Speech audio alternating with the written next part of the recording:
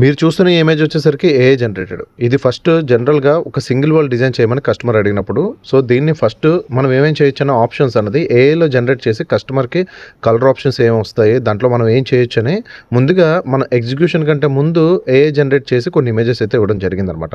Customer select చేసుకుంది ఈ చిన్ని కృష్ణుడు. ఏఐ ఓన్లీ ఇమేజ్ మాత్రమే తయారు చేసి ఇస్తుంది. దాన్ని ఎగ్జిక్యూట్ చేయాల్సింది మనమే. సో దానికి మనకు కావాల్సింది మనం ఏం చేసామంటే 2 18mm థిక్‌నెస్ షీట్లు తీసుకొని దానికి కావాల్సిన డెప్త్ అయితే క్రియేట్ చేయడం అయితే జరిగిందనమాట.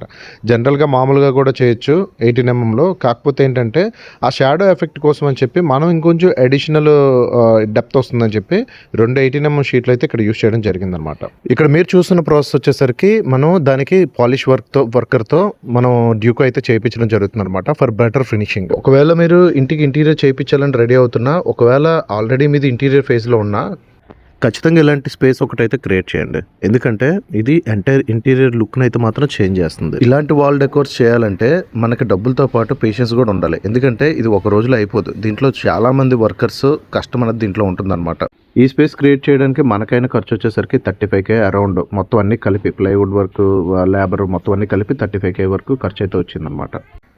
ఒక ప్లేస్కి ఇంత డబ్బులు ఎందుకు ఖర్చు అనుకుంటే, ఇలాంటి అవుట్లుక్ కావాలంటే ఖచ్చితంగా మనం అంత డబ్బులు పెట్టాల్సిందే. పెడితే మన ఇంటీరియర్ మొత్తానికి సెంటర్ ఆఫ్ అట్రాక్షన్ అవుతుందన్నమాట ఈ వాళ్ళు.